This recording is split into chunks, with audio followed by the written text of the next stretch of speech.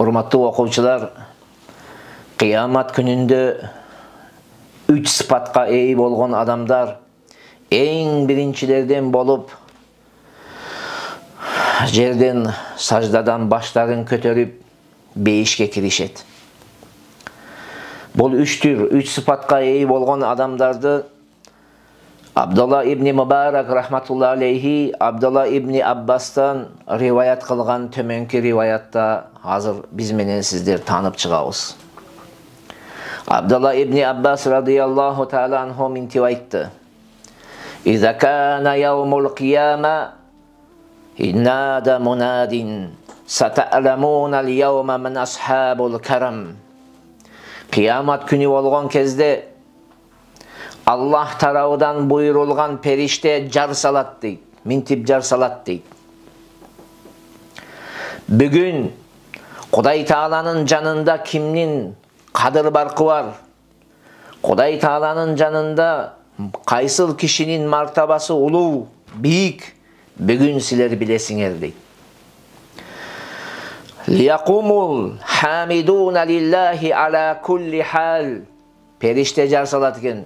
Бардык учурда, бардык абалда башына кыйынчылык келеби, башына бир кайгы капа келеби, иши жүрүшүп атабы, жүрүшпөй атабы, бардык учурда Кудай Таалага алхамдулиллах, Кудай Таалага алхамдулиллах деп шүкүр айткан адамдар ордулардан турушсун дегенде, Кудай Таалага дайыма бардык абалда, бардык учурларда Кудай Таалага мактоо айткан адамдар туруп бейишти көздөй киришет дейт. Урматтуу окуучулар, имандуу менен имансыздын ортосундагы айырмалардын бири бул башыбызга келген кубанычтуу жана кайгылуу күндөрдө Кудай Таалага шүгүр айтуубуз.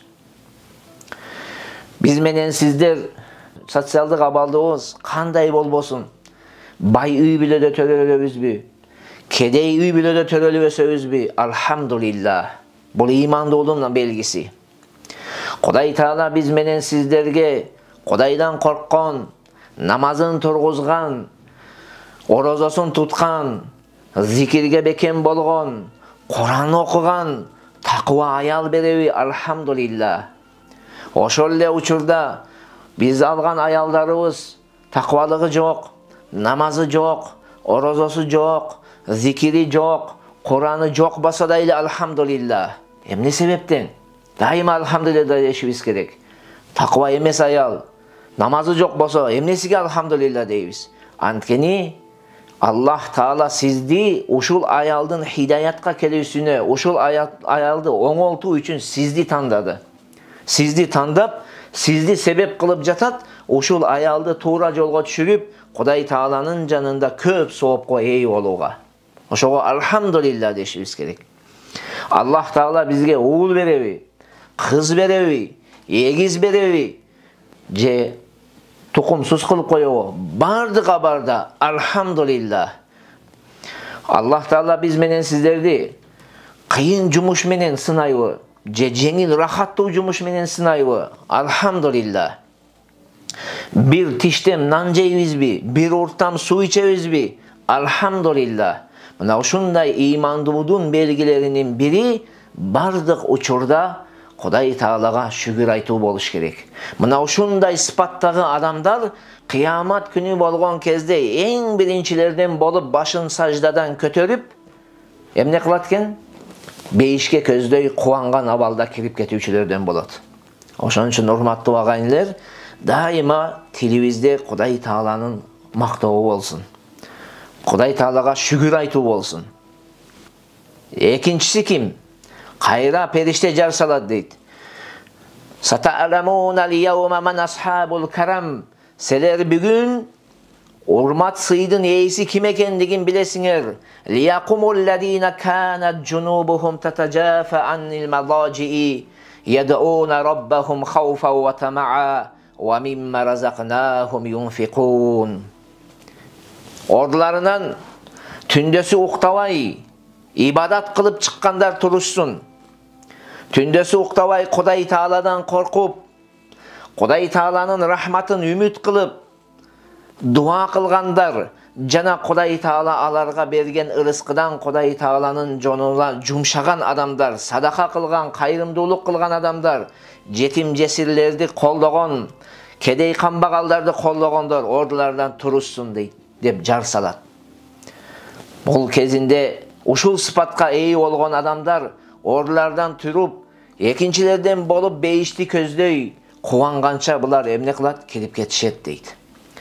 Урматтуу окуучулар, Пайгамбарыбыз саллаллаху алейхи ва саллам өзүнүн ыйык хадисинде минтип айтат: "Ала адуллука ала абвабил хайр." Мен сага бүт жакшылыктардын эшигини үйрөтүп бербейинби? Жакшылыктардын эшиги эмне экендигин айтып берейинби дегенде, Мааз бин Жабар радыйаллаху анху оба дегенде Пайгамбар саллаллаху алейхи ва саллам минтип айтат экен: "Ас-сауму джуннатун." Орозо бул калкан.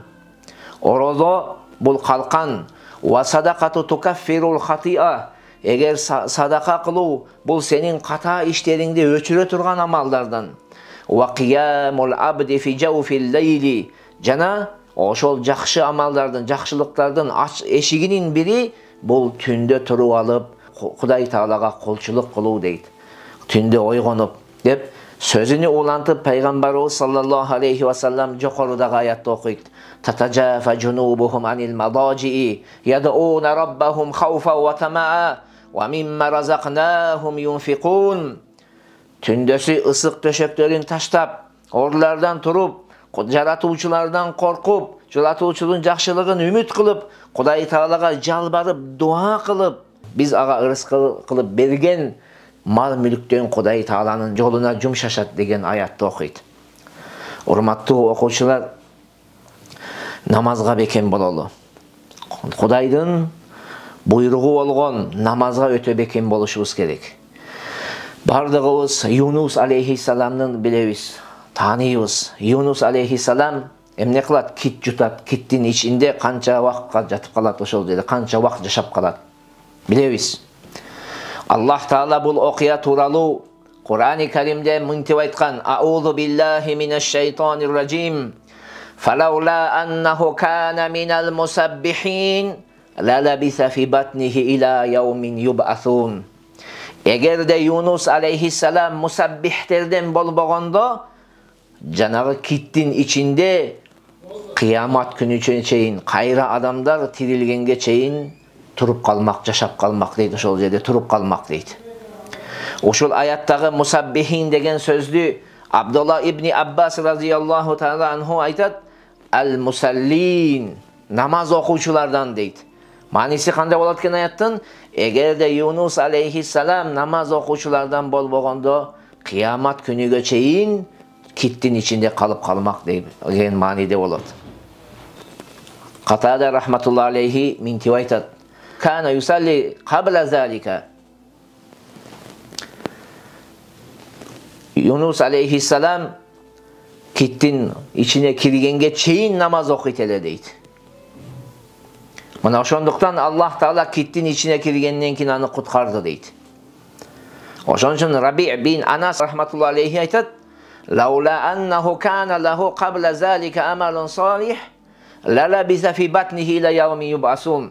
Эгерде Юнус алейхиссалам киттин ичине кирүүдөн алдын дейт, солих амалдарды аткаруучу болбогондо, кыямат күнүнө чейин киттин ичинде калып калмак эле дейт. Пайгамбарыбыз саллаллаху алейхи ва саллам башка хадисинде айтат: "Aqrabu ma yakunu Rabbu azza wa jalla min al-'abd jawful laylil akhir. Fa in istata'ta an takuna mimma yadhkuru Allah azza wa jalla fi tilka as-sa'ati fakun." Кудай Таала пендесине эң жакын болгон убакыт түндүн акыркы бөлүгү дейт. Эгерде ошол убакытта сен алың жетсе, мүмкүнчүлүгүң болсо, тура алсаң, ошол кезде туруп Кудай Таалага колчулук кыл дейт.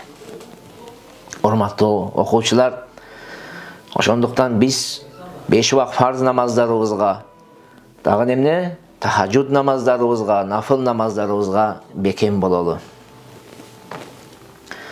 Пайгамбарыбыз саллаллаху алейхи ва салламдан Сахих Бухарида дагы бир хадис келет. Пайғамбарыбыз саллаллаху алейхи вассаламдан Ибн Умар радияллаху таала анху айтады, мен пайғамбардың мынтип айтқанын ұқтым дейді. Ла ахасада илля ала иснатайн. Екі нәрседе ғана көре албастық қылуға болады дейді. Біріншісі, ражулун атаху Аллахул китаба ва қама бихи ана ал-лейл. Біріншісіге Құдай Таала кімге китепті беріп, Құран беріп, ал Құран менен түндесі Құдай Таалаға қолчылық қылған адам дейді. Мына ушуға біз көре албастық қылышыбыз керек. Ушул киши сыяктуу биз менен сиздер дагы Құранды жаттаганыбызча Құрандарды түндө туруп алып, намаздарыбызда окушубуз керек. Экинчиси ва ражулун аатаху Аллаху малан фахуа ятасаддaqu бихи ана ал-лейли ван-нахар. Экинчиси, Құдай Таала bir байлық берген киши, ал киши түнді түндебей, күнді күндебей Құдай Тааланын жолуна жумшаган адам дейт. Мына ушул киши сыяктуу биз менен сиздер дагы Құдай Таала берген ошол байлыктан Құдай Тааланын жолуна түнді түндебей, күнді күндебей кызмат кылышыбыз керек. Үчүнчүсү, урматтуу окуучулар, үчүнчүсү, кыямат күндө эң биринчилерден болуп бешке кирүүчүлөрдүн үчүнчүсү ким десеңиз, кайра жанагы периште жар салат дейт. Сатааламуна ал-яума ман асхабул карам. Силер бүгүн Кудайдын жанында урматы бар, Кудай Тааланын жанында кадыр баркы бар адамдарды силер бүгүн таанып билесиңер. Лиякумул ладина кану ла тулхихим тижаратун ва ла байун ан зикриллахи ва иқамис салати ва итаиз закати. Ордуларынан соода сатыктары, бизнестери, Аллах Тааланы эстөөдөн, намазды тургузуудан, о зекет берүүдөн алаксытпаган адамдар орлардан турушсун дейт. Булар дагы орлардан турушуп, бейишти көздөй кубанганча киришет дейт. Урматтуу окуучулар, биздин колубуз алтында болсо дагы, канча дагы бизнесибиз барбы, талаада иштеп атасызбы, кайсыл жери болбосун, биз менен сиздерди эч качан кесибибиз, окуган намазыбызга тоскоол болбош керек. Бай болсок, ошол чогултуп аткан бизнестерибиз бизди зекет берүүгө тоскоол болбош керек. Эч нерсе бизди алаксытпаш керек. Эгерде ушул сыпатка ээ боло турган болсок, биздин ордубуз эртең кыямат күнүндө жанагы 3 түр кишинин 3-чү түрүнүн катарына иншалла кошулабыз. Пайгамбарыбыз саллаллаху алейхи ва салламдын бир хадиси келет ушул аяттын тафсиринде.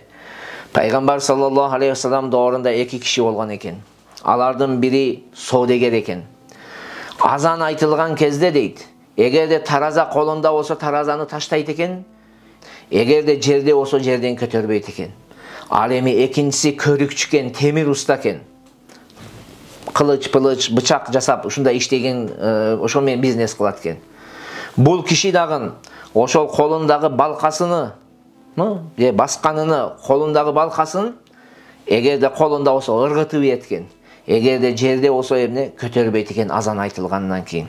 Мына ушуларды мактап дейт, ушул аят түшкөн дейт. Кайсыл аят?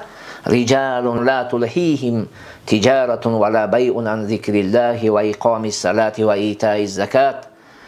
Чыныгы эрендер кимдер десеңиз, соода сатыгы, анын кесиби, анын окуй турган намазына, бере турган зекетине, Құдай Тааланы эстөөсүнө тоскоол болбогон кишилер.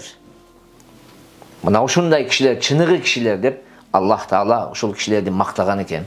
Құдай Таалам бардыгыбызды мына ушул 3 түр сыпаттын бардыгынын ээлеринен кылсын.